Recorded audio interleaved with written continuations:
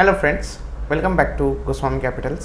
सो जैसा कि हमने पिछले वीडियो में डिस्कस किया था कि ऑप्शन बाइंग कैसे करते हैं, इन the money, out of the money, eight the money कैसा होता है, एंड उसके बाद हमने डिस्कशन किया था intraday positional and scalping buying, that is IPS। Okay, so उसी वीडियो का कंटिन्यूएशन है।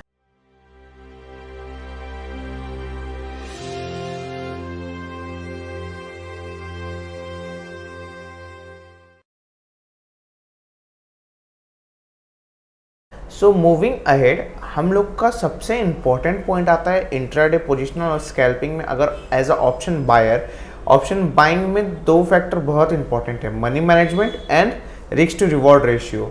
सो in this video we are going to discuss about risk to reward ratio, कि आपको रिस्क टू रिवॉर्ड RR कैसे रखना है एंड मनी मैनेजमेंट कैसे करना है। इसके बारे में एक सेपरेट वीडियो होगा, पर in this video we are going to discuss about risk to reward, कि रिस्क टू रिवॉर्ड आपको कैसा रखना चाहिए और मतलब कितने रेशियो का रखना चाहिए इन ऑप्शन बाइंग।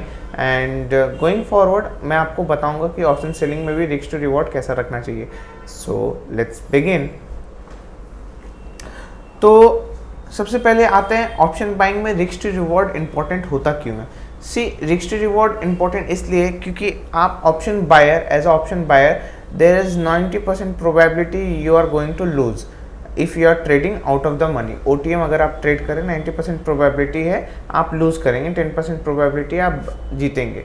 तो OTM हम लोग को कब टच करना चाहिए, नहीं करना चाहिए, इसके लिए एक सेपरेट वीडियो बनेगा। पर in this video we are going to discuss about कि अगर आप एट द मनी या इन द मनी पे ट्रेड करते हैं तो आपको कितना रिस्क टू रिवॉर्ड रखना चाहिए और कितना किस रेशियो पे काम करना चाहिए। तो अगर एक एग्जांपल लें हम लोग, जस्ट अ मिनट, अगर हम लोग यहाँ पे एक एग्जांपल लें कि इफ़ अ बायर, मतलब एक बायर है और वो समझ लीजिए 10 रुपये का ऑप्शन बाई कर रहा है। ओके, 10 रुपये का ऑप्शन बाई किया तो उसे कितने रुपए का रिस्क लेना चाहिए इस ऑप्शन प्राइस में। तो ये दो प्रोबेबिलिटी, या तो ये 10 रुपये पूरा ज़ीरो हो जाएगा या वो अपना स्टॉप लॉस लेगा। अगर वो 10 रुपये ज़ीरो होने के लिए वेट कर रहा है तो वो गैम्बलर हुआ, वो ट्रेडर नहीं हुआ। अगर वो स्टॉप लॉस लगा रहा है तो सिस्टम में मान लीजिए उसने स्टॉप लॉस लगाया, लेट्स से 3 रुपये का स्टॉप लॉस लगाया उसने। ओके, लेट्स से 3 रुपये का उसने स्टॉप लॉस लगाया, तो यहाँ पे उसका रिस्क टू रिवॉर्ड क्या होना चाहिए। अगर वो उसने 3 रुपये का रिस्क लिया है यहाँ पे, यानी कि 3 रुपीज़ का रिस्क लिया, यानी कि 30% का रिस्क लिया, तो यहाँ पे उसको मिनिमम 1:4 का रिस्क टू रिवॉर्ड मेंटेन करना चाहिए। 4 यानी कि 12 रुपये का रिवॉर्ड, यानी कि ये 10 रुपये, अगर ये 22 रुपये बनेगा तो ही वो एग्जिट करेगा, नहीं तो एल्स नहीं करेगा। क्यों? क्योंकि यहाँ पे अगर वो 22 रुपये के लिए रुक नहीं रहा है तो गोइंग फॉरवर्ड वो लूज़ करेगा। For example, if a person is trading, अगर उसका hit ratio, that is success ratio is let's say 50% है, अगर वो 10 ट्रेड लिया, मान लीजिए उसने 5 ट्रेड में लूज़ किया एंड 5 ट्रेड में गेन किया, तो 5 ट्रेड में उसने कितना लूज़ किया, 1-1 रुपये करके मान लीजिए उसने लूज़ किया, तो उसने 5 रुपये टोटल लूज़ किए। और उसने 5 ट्रेड में गेन किया, तो 5 ट्रेड में वो एक ट्रेड अगर लूज़ करेगा तो वो 1 रुपये लूज़ करेगा, अगर वो गेन करेगा तो 4 रुपये गेन करेगा।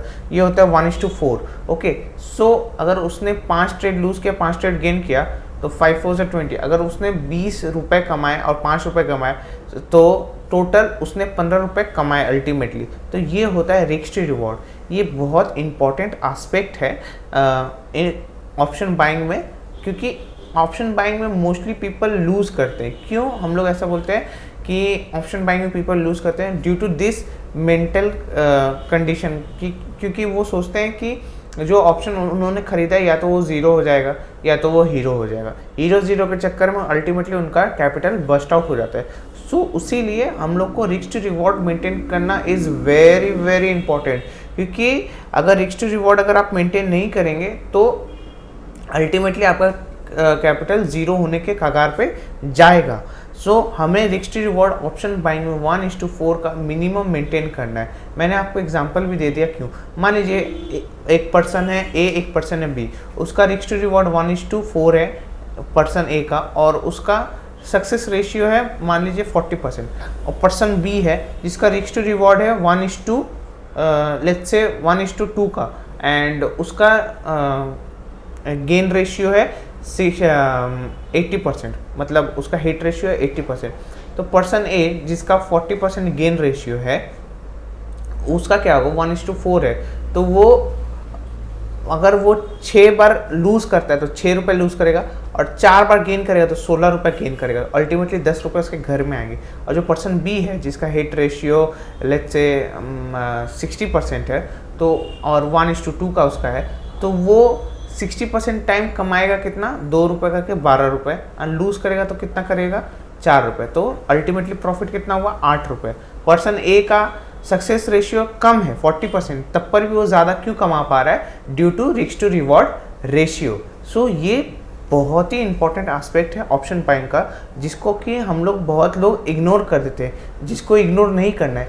इसके बिना हम लोग आगे बढ़ ही नहीं सकते हैं। तो ऑलवेज रिमेंबर, ऑप्शन बाइंग में हमें रिस्क टू रिवॉर्ड 1:4 का हमेशा मेंटेन करना ही है। For every 1 rupees we have to gain 4 rupees. अगर मिला तो 1 रुपया लूज करेंगे, अगर मिला तो 4 रुपये लेके निकलेंगे, ठीक है। तो ये रहेगा हमारा रिस्क टू रिवॉर्ड के ऊपर कंसेप्ट। सो जैसे मैंने कि आपको एग्जांपल बता ही दिया, अब आपको हम लाइव मार्केट में नेक्स्ट वीडियो में बताएंगे कि कैसे रिस्क टू रिवॉर्ड फॉलो किया जाता है, एंड कैसे अपना एसएल को भी ट्रेल किया जाता है, एंड मनी मैनेजमेंट के ऊपर भी एक वीडियो आएगा।